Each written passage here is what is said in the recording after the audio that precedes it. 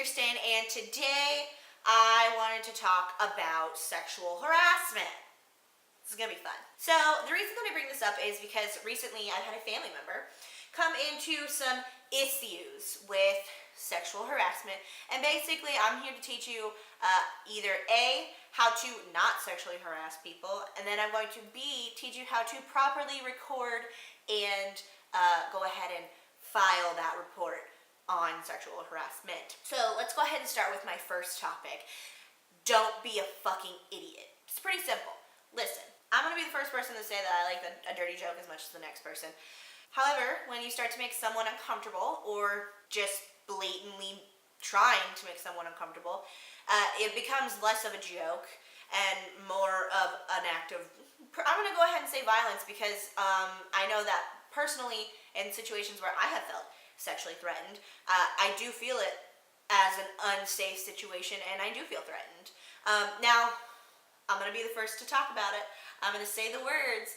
Yeah, everyone in 2016 is a whiny bitch. We're all triggered, we're all upset, we're all offended, and that's fine. You feel offended, I'm sorry, but I'm not. So, there's that. When it comes down to it, I really only have a couple of pointers for you. Don't touch people who don't want to be touched. Don't talk to people who don't want to talk to you. And don't say shit that makes people uncomfortable. Stop showing people your genitals. Don't ask people to show you their genitals. Don't touch people without their permission. Don't say dirty shit to people without having some sort of rapport or okay that you could say that shit. I've got friends that I am downright disgusting with. I'm gonna be the first to say it. I am disgusting with it. My best friend Ann and my best friend Courtney both can tell you I'm a dirty bitch, 100%. But would I ever think of saying those things to someone that I don't have that comfortability with? No, not at all. In fact, it took me years to create that relationship with my friends, and they're my friends simply because they're just like me, and that is why they are my friends. I would never, ever go past that. And if one of them were to suddenly say one day, that, I don't really like that joke, man, I would go, dude, I'm totally fucking sorry. Like, I thought we were kidding. Like, I didn't mean it. You know what I mean? I would be the first person to go, whoa, I'm gonna backpedal. That's on me. I'm not gonna fucking attack someone because they feel victimized by something that I say. I'm not going to say something negative in a derogatory manner to a male or a female because I made them feel uncomfortable. That's not how this works. You are the person perpetrating this crime. I am a victim in this crime. This is just like rape culture in the sense that you do not blame the victim in any sense of the word. I mean, the only time that you get to blame the victim is if you break into a house and you cut yourself on the glass. You are a victim of the window, but you're the perpetrator of the burglary. Just saying. This is a logical situation, and I'm just panning it out. I'm just giving you the tools that you need to identify. Let's get real for a second.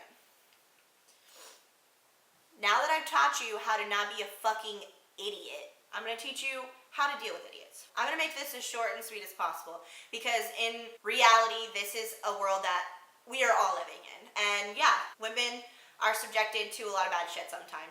And I'm going to be the first person, I say that a lot, don't I? Still going to be the first person to say there are some situations that I could have reacted differently to, and I know certainly I could have changed for other people as well. I am certain now in this day and age that if you are a woman 15 or older, you've had someone say something inappropriate to you that made you feel kind of off, or you've had someone accidentally touch you accidentally that made you feel very uncomfortable, and that's okay. I want you to know that you're not the only person out there that feels that way, that has felt that way, that is still feeling that way. Not at all. Whether it's pressure, whether it's, just people assuming that it's okay. It's like someone coming up to me and going, oh my God, is your hair real? Because yeah, it is. And B, thanks for asking, but don't touch me. Do you see my point? I'm just saying, this is logic. So, if you ever become very uncomfortable in a situation like this, the first thing that you need to do is A, tell the person. Say, hey, I don't really like that. Or, that makes me uncomfortable. Into which they're going to respond 3 different ways. Normally. Well, there can be a fourth way, but that doesn't happen very often. The first way is they're going to apologize. They're going to say, I'm sorry, and I won't do it again. That's the one that we're hoping for, generally, but it doesn't always happen. The second is they're going to laugh it off and tell you that you're being ridiculous and that they were just kidding, which is super inappropriate, but hopefully portrays the message that they're not going to fucking do it again. And if they continue to do it, then you know that they're just a fucking asshole. The third way is that they're just gonna ignore it. They're gonna pretend like it never happened, and then again, hopefully, positives, they're not gonna do it again. However, there is a fourth option, which can sometimes be kind of a build-up from the second and third, which is they respond angrily, and then you feel even more unsafe in a situation that you were uncomfortable to begin with at all. What happens after that? The next step that you need to do is you need to tell someone. You need to tell your friends, your superiors, an adult, depending on your age. You need to make sure that it is put in, even if you're not going to someone and going, hey, I want this person to be in trouble.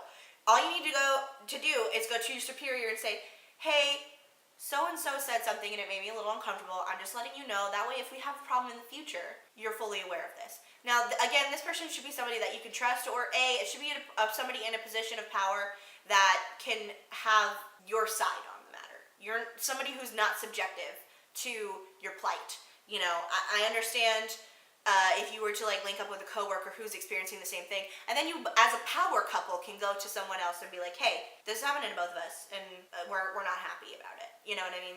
So then once you've reported it, and if the abuse continues, at that point you need to start documenting, whether it's emails, text messages, you know, writing down dates and times of everything that he did when, or he or she did when it happened. And I'm saying he or she because women are just as disgusting as men. Sorry to say it. I'm sometimes worse than men.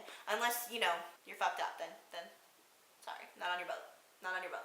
Once you've started documenting, then you are building your case should the situation get bad. And if you feel very unsafe in your work environment, if you feel very unsafe in your educational environment, if you feel very unsafe in your home environment, then you have that package of information to spread out to make something known of it. Because I tell you what, in this day and age, the media, any kind of police station that is, you know, not super fucking chauvinistic, is going to be there to help you. And to be truthful with you, there are a lot of journalists out there that still get sexually harassed, who are still paid less than men, who are still not being treated fairly, who will be more than happy to be on your side about something like this. So there are certain situations where you're kind of backed into a corner, and I absolutely understand that. But there are hotlines, there are organizations that are out there specifically made to ensure that you're not taken advantage of.